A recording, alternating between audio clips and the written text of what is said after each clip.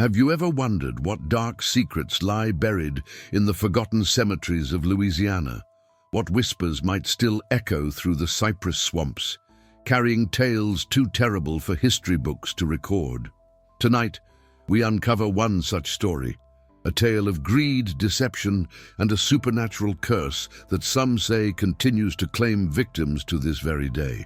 Before we begin this journey into the shadows of American history, I'd like to ask you to share in the comments where you're watching from. Your support helps this channel continue to bring these hidden histories to light. If you haven't already, please subscribe. We need your help to keep uncovering these forbidden stories that others would prefer remain buried. In the autumn of 1895, the small town of St. Martinville, Louisiana, was gripped by a series of strange disappearances. The town, nestled between sprawling sugar plantations and the edge of the Atchafalaya Basin, had always been a place where the veil between worlds seemed thin. French settlers, Cajun families, and freed slaves had created a unique cultural melting pot, but beneath the surface of daily life ran currents of superstition and ancient beliefs that never fully disappeared.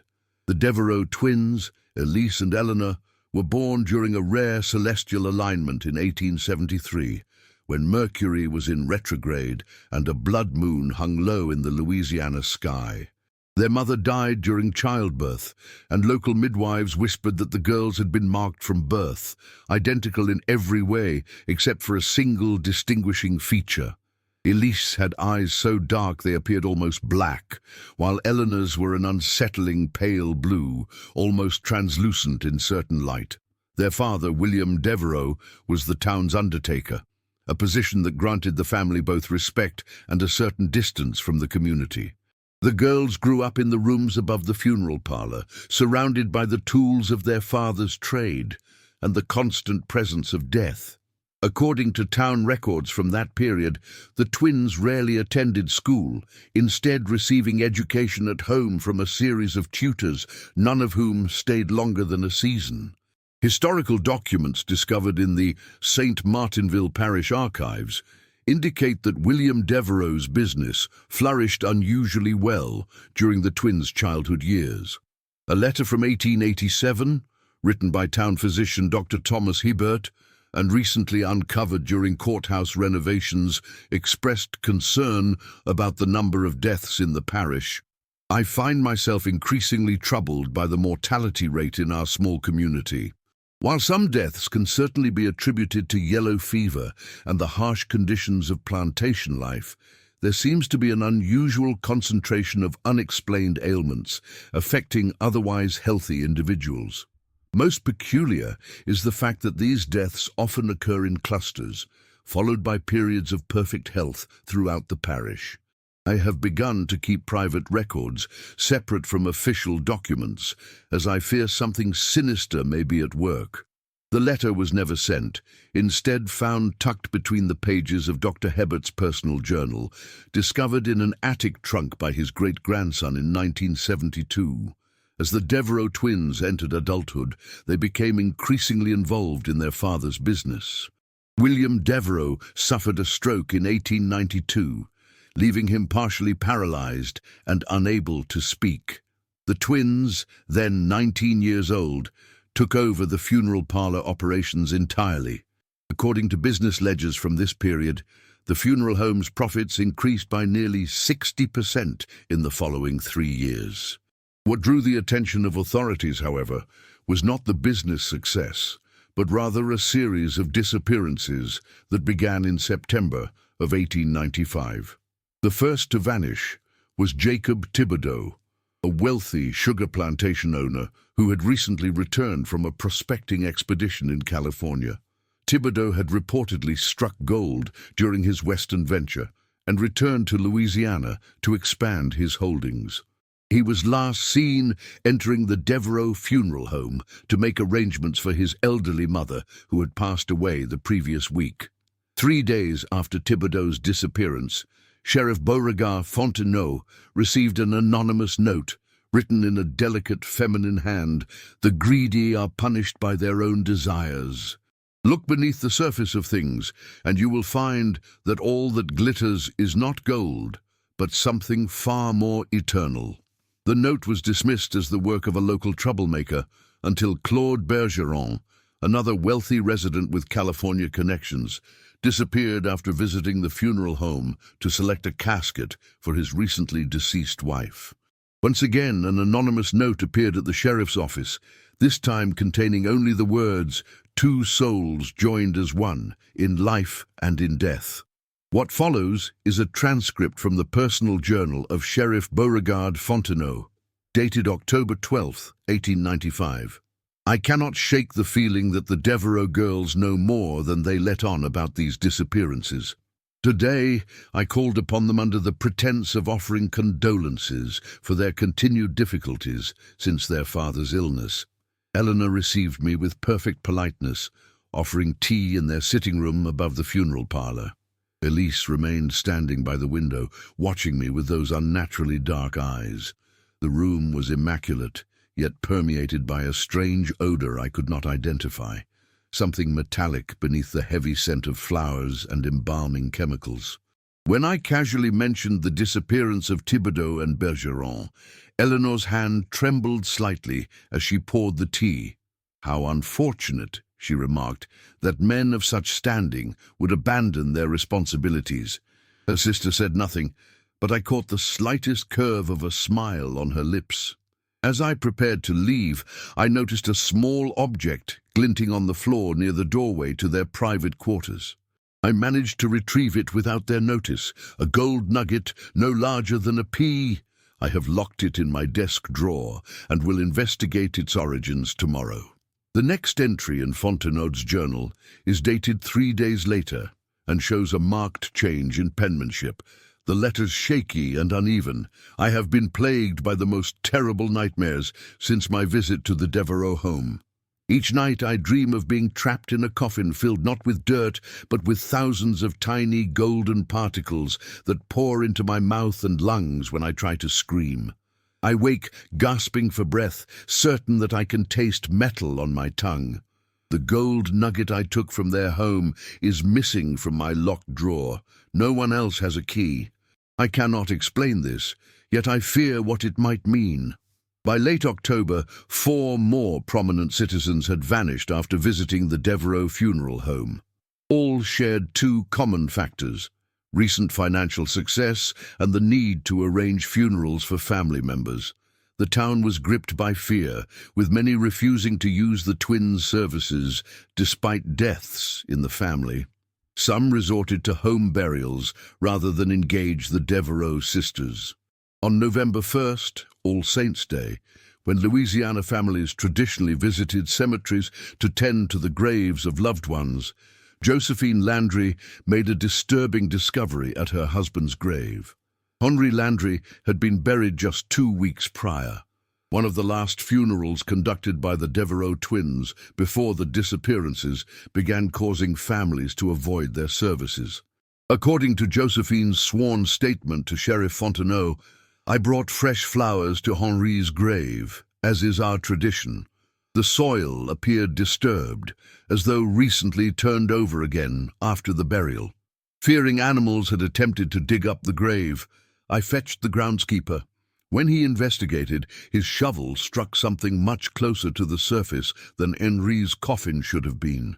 What we found was not my husband's casket, but a crude pine box, not the fine oak we had purchased from the Devereux sisters. Inside was, dear Lord help me, it was not my Henri, but a skeleton already yellowed with age, surrounded by what appeared to be dark soil, mixed with something that glittered in the sunlight. The groundskeeper touched it and said it was gold dust. Sheriff Fontenot immediately ordered the exhumation of the other recent Devereux burials. In each case, the expensive coffins had been replaced with simple pine boxes, the bodies missing and replaced with older skeletal remains partially covered in gold dust. A search warrant was issued for the Devereux funeral home, but by the time authorities arrived, the twins had vanished, What they discovered in the funeral home's basement workshop would haunt the dreams of every man present for the remainder of their lives. According to the official report filed by Deputy Charles Mouton, as Sheriff Fontenot was too disturbed to complete the documentation, the workshop beneath the funeral parlor contained evidence of activities far beyond the normal preparation of the deceased. A false wall revealed a hidden chamber where we discovered 6 coffins of the finest craftsmanship. Each contained what appeared at first glance to be a normally prepared body, but upon closer inspection proved to be an elaborate construction. A framework of preserved human bones arranged beneath wax-treated fabric that mimicked human skin. The faces were detailed masks, the craftsmanship so exceptional that they were recognizable as the missing men. Most disturbing was the discovery that each false body rested upon a bed of gold dust mixed with human ash, approximately 6 inches deep. Beneath this layer, we found the personal effects of the missing men: pocket watches, wedding rings, wallet contents, confirming their identities. In an adjoining room, we located a journal written in a cipher. Preliminary decoding suggests it contains instructions for an elaborate ritual involving the extraction of life essence and its binding to precious metals. Several pages describe a process of transferring material wealth into spiritual currency that would transcend death itself. God forgive me for what I have read. A nationwide manhunt for the Devereaux twins began immediately. Telegraph messages were sent to law enforcement in neighboring states, and their descriptions appeared in newspapers as far north as Chicago and as far west as San Francisco. Despite the extensive search, no confirmed sightings were reported. The case took an even more bizarre turn when authorities attempted to notify William Devereaux, the twins' invalid father, of the crimes and disappearance of his daughters. They found the old man in his bedroom above the funeral parlor, apparently dead for several days, though showing no signs of decomposition. The attending physician, Dr. Samuel Landry, cousin to the deceased Henri Landry, noted in his report, "The elder Devereaux presents the most unusual case I have encountered in 30 years of medical practice. Though clearly deceased, no pulse, respiration, or pupillary response, the body shows none of the expected signs of decomposition despite the warm conditions and estimated time of death. The skin remains pliable, with no rigor mortis or discoloration. Most disturbing is the presence of a fine golden dust in the mouth, nostrils, and eyes, as though the body had been prepared already by some unknown embalming method. I cannot explain these findings through any known medical or scientific principles. When authorities attempted to remove William Devereaux's body for proper burial, they made another shocking discovery. According to the statement of Deputy Mouton, upon attempting to lift the body of the deceased William Devereaux, we found that he was unnaturally heavy, requiring 4 men rather than the usual 2 to move him. During transfer to the waiting wagon, the body shifted unexpectedly, causing my men to lose their grip. When the corpse struck the floor, the impact split the abdomen, releasing not internal organs, but at least 10 pounds of gold dust mixed with a dark, ash-like substance. Further examination revealed that all of the deceased's organs had been removed and the cavities filled with this same mixture. A search of William Devereaux's personal papers revealed that he had been bedridden and unable to communicate for nearly 3 years, far longer than the public had been led to believe. This discovery suggested that the twins had been operating without supervision or guidance since they were 16 years old, raising questions about how they had learned the macabre skills evident in their workshop. Among William Devereaux's papers was a journal dating back to 1872, the year before the twins' birth. The journal contained numerous references to a collaboration with entities beyond mortal understanding and a covenant sealed in blood and gold. One disturbing entry, dated just 2 weeks before the birth of the twins, read, "The arrangement is complete. They have promised me daughters who will carry on my work and elevate it beyond anything I could achieve alone. The price was high, my beloved wife and my own soul. But immortality through my lineage is worth any cost. The elders assure me that when the girls come of age, they will instinctively know how to complete the great work. I need only guide them until their powers manifest. Throughout the winter of 1895 and into 1896, the investigation continued. Authorities exhumed dozens of graves of those buried by the Devereux family over the previous 20 years.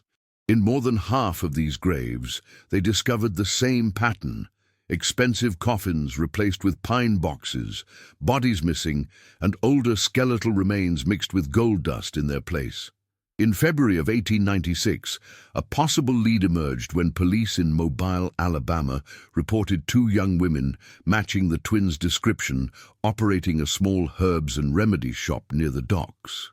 By the time Louisiana authorities arrived, the shop had been abandoned, but neighbors reported that the women had fled aboard a merchant vessel bound for the Caribbean. The investigation might have ended there, relegated to local legend, had it not been for the strange events that began to affect those involved in the case. Sheriff Fontenot, who had led the initial investigation, was found dead in his home in March of 1896, his body discovered in a state similar to that of William Devereux, unnaturally preserved, organs removed, body cavity filled with gold dust and ash. Deputy Mouton, who assumed the role of sheriff following Fontenot's death, recorded the following observation in the official case file. It appears that whatever unholy business the Devereux twins were engaged in has not ended with their flight from justice. 3 of the men who assisted in the examination of their workshop have now died under similar mysterious circumstances.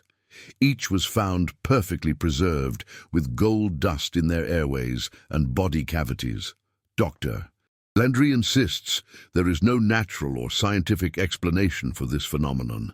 Some of the men who helped exhume the falsified graves have reported nightmares similar to those described by Sheriff Fontenot before his death, dreams of suffocation beneath a weight of glittering gold.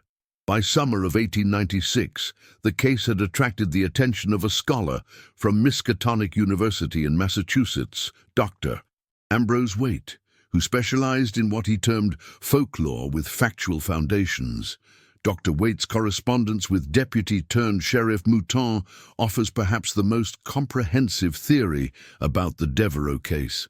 What you describe bears striking similarity to practices I have documented in both the Caribbean and certain isolated regions of West Africa. The mingling of precious metals, particularly gold, with human remains creates what practitioners of these arts call a bridge between worlds. The gold, being nearly immortal in its resistance to corrosion or decay, serves as an anchor for what they believe to be the human essence or soul. In traditional practice, this is done as a means of keeping ancestral spirits accessible to their descendants. In the corrupted form you have encountered, it appears the Devereux family inverted this practice, not preserving the connection to loved ones, but rather severing the connection between body and soul of their victims, perhaps to harness the energy released in this process. The replacement of bodies with older remains suggests a cyclical pattern, where new victims provide fresh energy while older remains, having served their purpose, are discarded. Most troubling is your report of gold dust in the airways and body cavities of those who investigated the case. This suggests a form of sympathetic contamination, where mere knowledge of the ritual creates vulnerability to its effects. I strongly advise you to cease all direct handling of evidence related to this case and to consider sealing the records from public view. Some knowledge is dangerous merely in its possession. Sheriff Mouton appears to have taken Dr. Waite's advice seriously. On August 12, 1896, he ordered all evidence from the Devereux case sealed in a lead-lined box and locked in the deepest cell of the parish jail. The case file was similarly sealed and marked "Resolved by death of perpetrators." despite the lack of any confirmation that the twins had actually died. This official closure might explain why the Devereux case faded from public knowledge, becoming little more than a whispered ghost story among the oldest families of St. Martinville. The matter might have remained buried in obscurity forever had it not been for the events of October 22, 2024, when construction workers renovating the old St. Martinville courthouse discovered a hidden space behind a brick wall in the basement archives. Inside this concealed chamber was a collection of personal effects belonging to Sheriff Beauregard Fontenot, including his complete journal, several evidence pouches containing traces of gold dust, and most significantly, a daguerreotype photograph labeled E&E Devereux, age 22, New Orleans, 1895. The photograph, taken just months before the discovery of their crimes, shows the twins seated side by side in elegant mourning attire. Eleanor, with her pale eyes, sits slightly forward, a faint smile on her lips. Elise, dark-eyed and solemn, rests one hand on her sister's shoulder. Between them, on a small table, sits an ornate box, its lid open to reveal what appears to be a velvet interior, dusted with a glittering substance. Most disturbing, however, was the discovery of a recent newspaper clipping tucked behind the photograph. Dated January 15, 2024, the article from the New Orleans Times-Picayune described a new luxury funeral service being offered in the French Quarter by twins Elizabeth and Emmeline Durant, who specialized in eternal preservation through ancient techniques combined with modern technology. The article included a photograph of the Durant twins standing before their establishment. Though the women appeared to be in their early 30s, their resemblance to the Devereux twins in the century-old daguerreotype was unmistakable, down to the contrast between one sister's dark eyes and the other's pale blue gaze. Within days of this discovery, researchers from the Louisiana Historical Society attempted to locate the Durant funeral services in New Orleans, only to find the address vacant, with neighbors claiming no such business had ever operated there. Inquiries with the Times-Picayune revealed no record of the article in question, despite its presence in the sealed evidence from the courthouse. 1 week after the discovery of the hidden chamber, all 3 construction workers who had first entered the space were reported missing by their families. A police search of their homes revealed nothing to explain their disappearances except for a single commonality. In each man's bedroom, a fine dusting of gold particles was found on their pillows. The investigation into these recent disappearances continues, with authorities officially making no connection to the historical Devereux case. However, unofficial sources within the St. Martinville Police Department have confirmed that they have reached out to the FBI's Unusual Incidents Division for assistance. As of this recording, no trace has been found of either the missing construction workers or the mysterious Durant twins. However, recent reports have emerged of a new specialty funeral service operating in Savannah, Georgia, run by twin sisters who promise their clients the ultimate luxury in eternal rest, where your worldly success accompanies you into the hereafter. The St. Martinville Parish Records Office has begun receiving numerous inquiries about exhumation permits from families with ancestors buried by the Devereux Funeral Home between 1873 and 1895. Thus far, authorities have denied all such requests, citing ongoing investigation into multiple missing persons cases as the official reason. Dr. Elizabeth Thibodeau, a descendant of the vanished Jacob Thibodeau and professor of anthropology at Tulane University, has been vocal in demanding access to her ancestors' burial site. In a recent interview with local media, she stated, "My family has lived for generations with stories of great-great-grandfather Jacob's disappearance. The discovery of these records confirms what was passed down as family legend. We deserve to know if his remains are actually in the marked grave, or if he became another victim of whatever unholy practice the Devereux twins were engaged in." When asked about the potential dangers of disturbing these graves after so many years, Dr. Thibodeau's response was telling, "I've spent my academic career studying death rituals across cultures.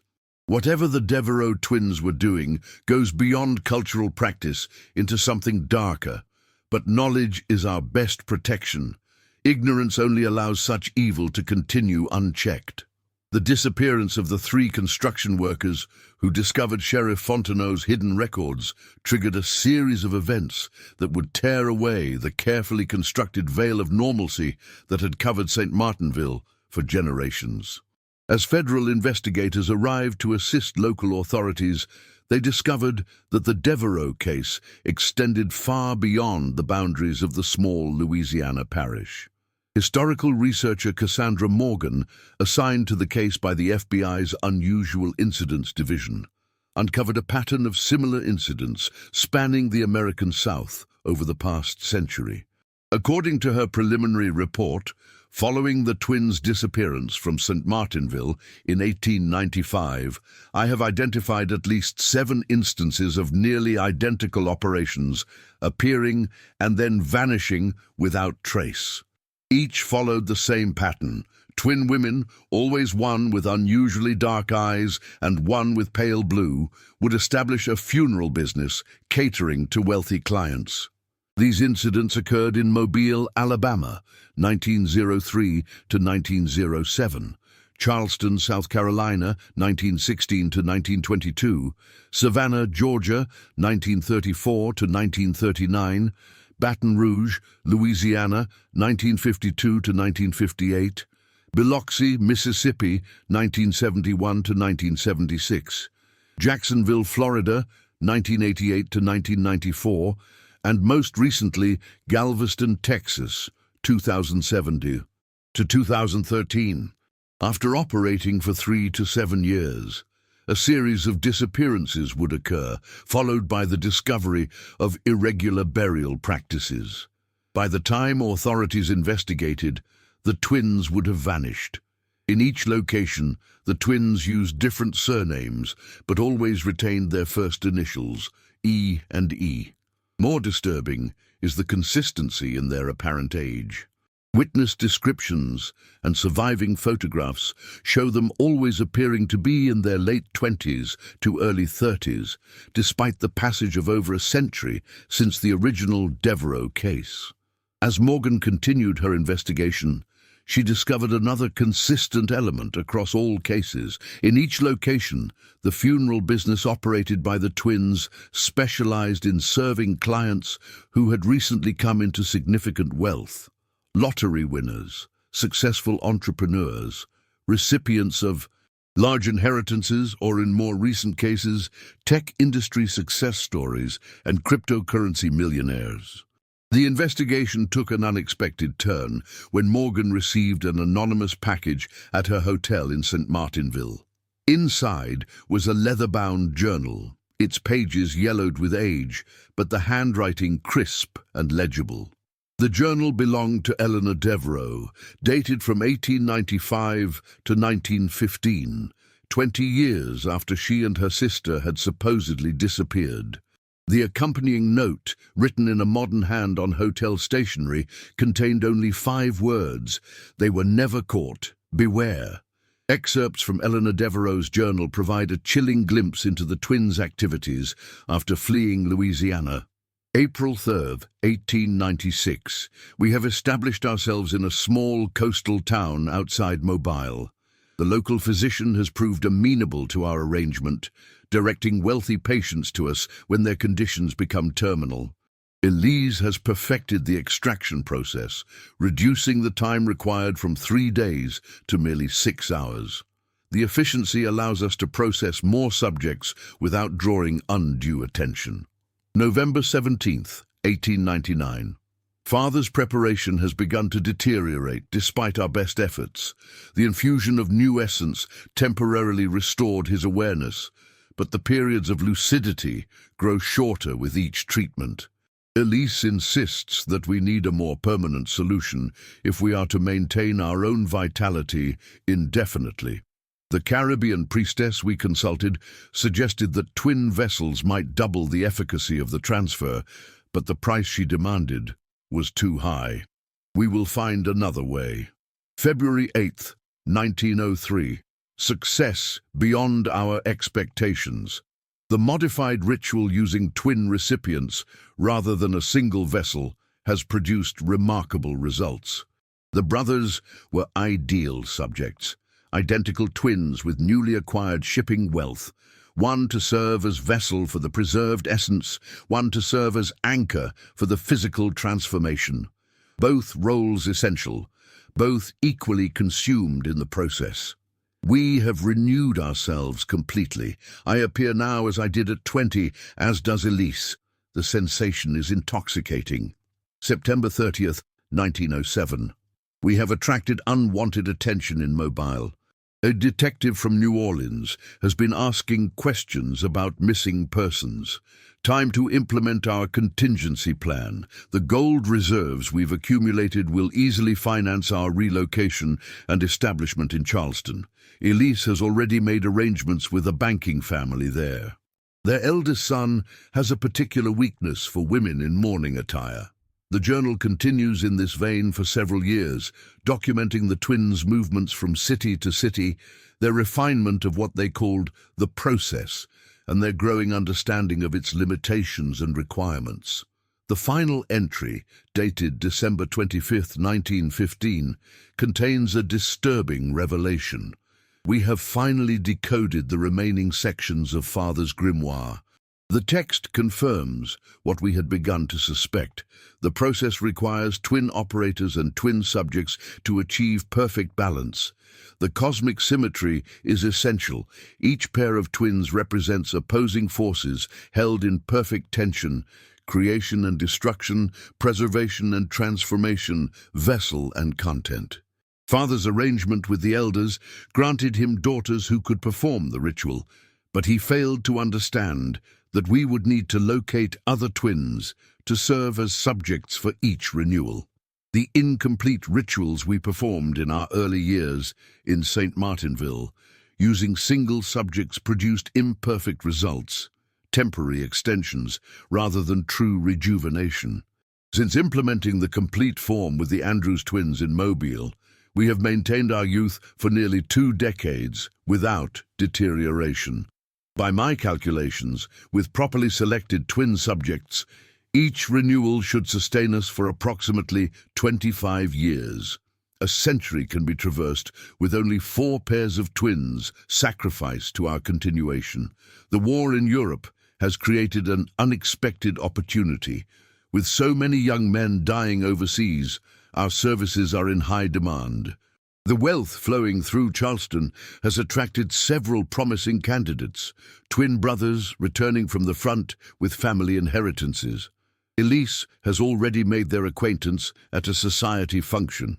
They are expected to call upon our establishment next week to arrange services for their deceased mother. They shall serve us well in more ways than they can imagine. The journal ends abruptly after this entry, with no explanation for why Eleanor ceased writing or why the journal would resurface more than a century later in the hands of an FBI researcher. Morgan immediately submitted the journal for forensic analysis, but preliminary results only deepened the mystery. According to the laboratory report, the physical characteristics of the journal, paper composition, binding materials, and ink formulation are consistent with manufacturing techniques of the late 19th century. Handwriting analysis confirms consistency throughout the document, suggesting all entries were written by the same individual. Carbon dating of the paper and binding materials indicates an age of approximately 130 years, consistent with the 1895 date of the earliest entries. However, the ink used in the final entry, dated 1915, shows anomalous properties. While chemically similar to the iron gall ink used throughout the rest of the journal, it contains trace elements not present in earlier entries, including microscopic particles of gold and what appears to be organic material that cannot be identified through standard testing protocols. More disturbing is the fact that under ultraviolet light, this final entry appears to emit a faint luminescence not present in the other writings. As the federal investigation expanded, authorities began cross-referencing unsolved disappearances across the southern states, with the locations and time periods identified in Morgan's research. The pattern that emerged was striking. In each city where the twins had established their business, at least 3 pairs of identical twins had vanished without trace during their period of operation. In most cases, these disappearances had not been connected by local authorities.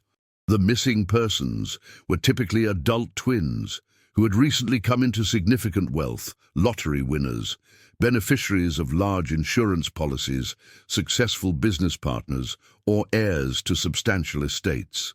In several instances, the disappearances had been attributed to voluntary departure, as large sums of money had been withdrawn from the twins' accounts shortly before they vanished. Dr. Jerome Baptiste, a professor of anthropology specializing in Louisiana folk religions, was consulted by the FBI to provide context for the rituals described in Eleanor Devereaux's journal. His assessment offers perhaps the most comprehensive explanation of the twins' activities. What the Devereaux twins were practicing appears to be a corruption of several distinct traditions, combining elements of West African Vodun, Caribbean practices brought to Louisiana by Haitian immigrants, Native American burial customs from the Mississippi Delta region, and European alchemy. The use of gold as a conductor for spiritual essence has precedence in multiple traditions. Gold's resistance to corruption made it a natural symbol of immortality across cultures. What's unique in the Devereaux case is the systematic application of these principles for personal benefit rather than community welfare. The focus on twins is particularly significant. In many West African traditions, twins are considered to have 1 foot in the material world and 1 in the spiritual realm. They are seen as natural bridges between dimensions. The Devereaux twins appear to have exploited this concept, using themselves as operators of the ritual and other sets of twins as both power source and renewal mechanism. Most disturbing is the sophistication evident in their practice. This wasn't mere superstition or folklore. They were operating with a precise understanding of some metaphysical principle that allowed them to transfer life essence from one set of twins to another, using gold as both catalyst and preservative.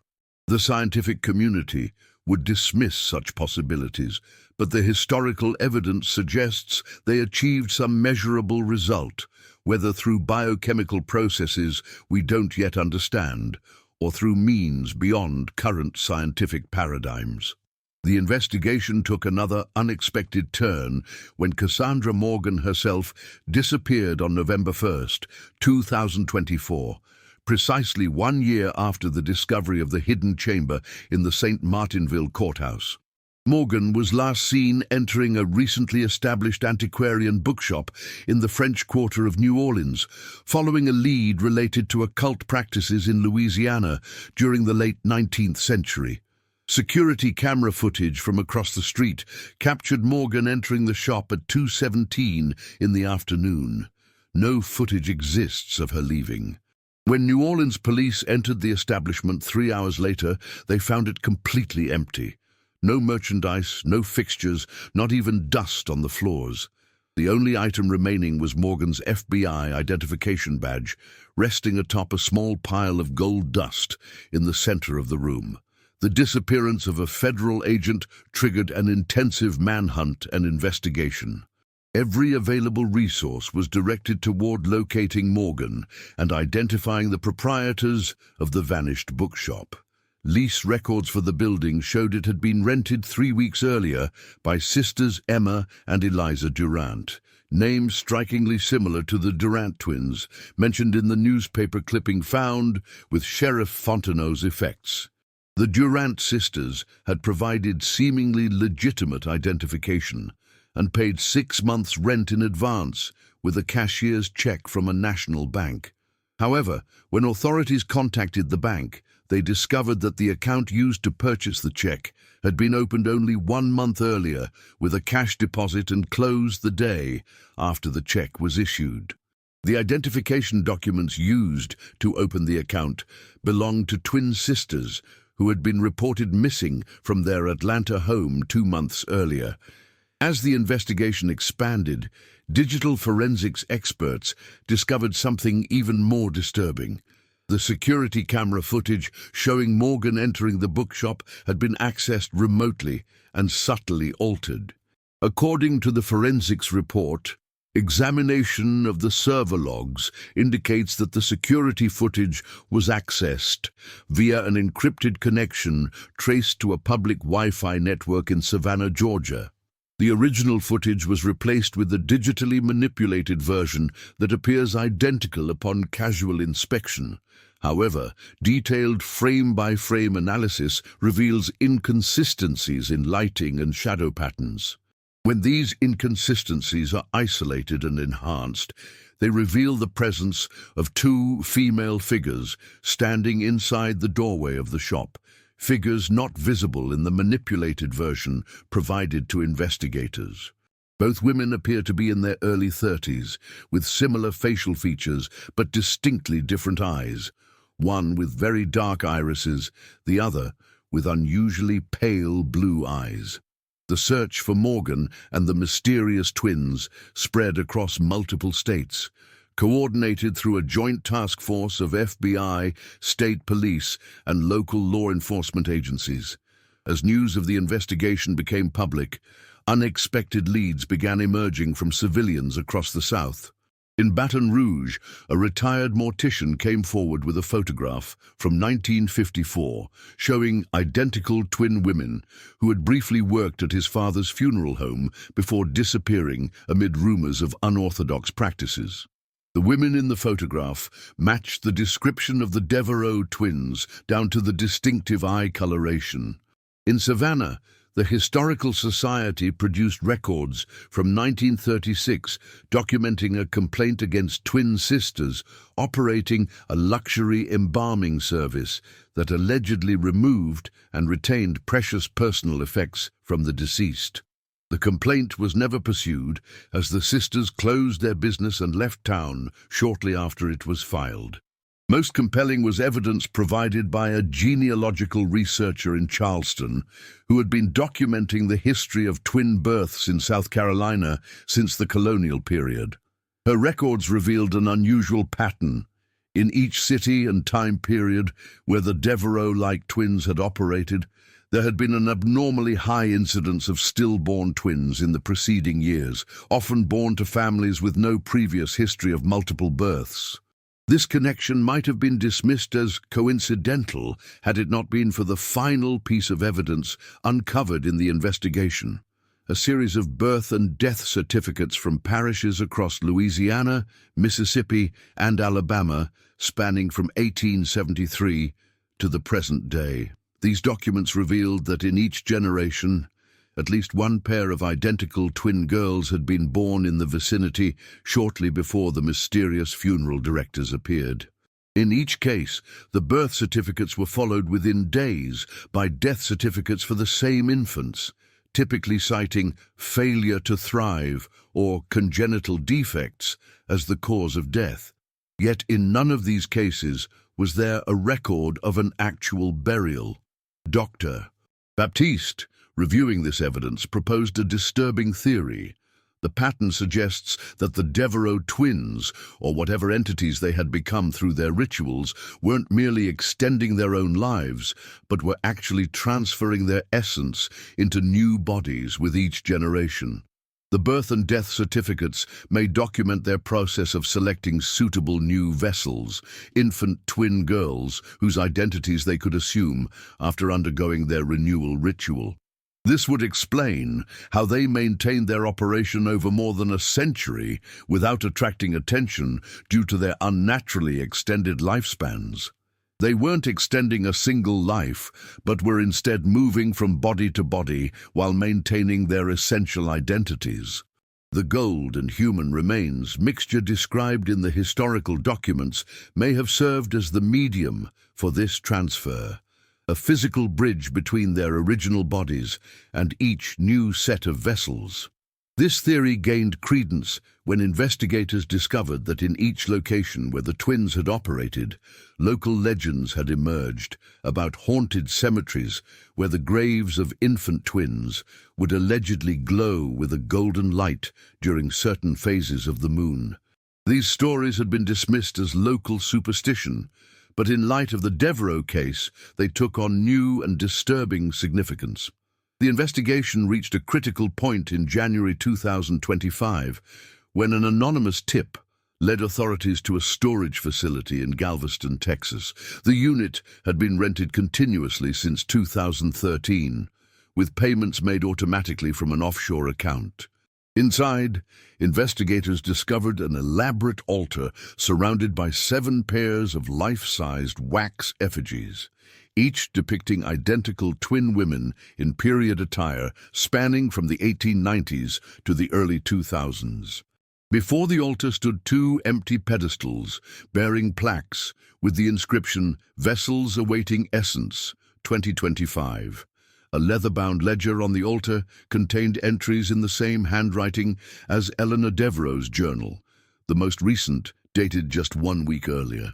The preparations are complete for our 8th transition. The Morgan woman's interference proved fortuitous rather than problematic. Her connection to the original discovery in St. Martinville made her an ideal conductor for the location ritual. The authorities' involvement has actually accelerated our timetable, creating the perfect distraction while we secure the Blackwood twins for the final phase. As with each transition, this one requires a return to our point of origin to complete the cycle. St. Martinville will once again host our rebirth, though none living there would recognize us in our current form. The old cemetery where Father now rests will serve as the foundation for the new vessel preparation. Once transferred into our new forms, we shall enter a dormancy period of approximately 12 years. Time for the vessels to mature properly before we resume our work. By my calculation, we should emerge ready to begin anew in 2037, by which time this investigation will be nothing more than an obscure historical footnote like all the others before it. The discovery triggered an immediate response from federal authorities. Every law enforcement agency in Louisiana was put on alert, with special attention to St. Martinville and its historic cemetery. Surveillance teams were deployed to monitor the area, and specialized equipment was installed to detect any unusual electromagnetic or thermal anomalies. For 3 nights, nothing unusual was observed. Then, on the 4th night, January 21st, 2025, every piece of electronic equipment within a half-mile radius of the cemetery failed simultaneously. The surveillance team reported seeing a golden glow emanating from the oldest section of the burial ground, accompanied by what they described as whispering voices, speaking in multiple languages simultaneously. By the time backup units arrived and equipment was restored, the phenomenon had ended. A thorough search of the cemetery revealed a freshly disturbed grave, that of William Devereaux, the twins' father, buried in 1896. The casket, when exhumed, was found to contain not a body, but a layer of gold dust covering what appeared to be the skeletal remains of 2 infant girls. Most disturbing was the discovery of Cassandra Morgan's FBI badge and service weapon arranged carefully atop the gold dust, along with her notebook containing a single entry not in her handwriting. "We are the golden thread that runs through history, unbroken and eternal. We have witnessed empires rise and fall, fortunes made and lost, all while perfecting our great work. Look for us in the faces of the young, for we are always reborn. We are always watching. We are always hungry for those who glitter with success." The investigation continues to this day, with resources diverted to identifying and locating all twin girls born in the Gulf Coast region over the past 5 years. Parents of twins have been advised to exercise increased vigilance and report any unusual incidents immediately.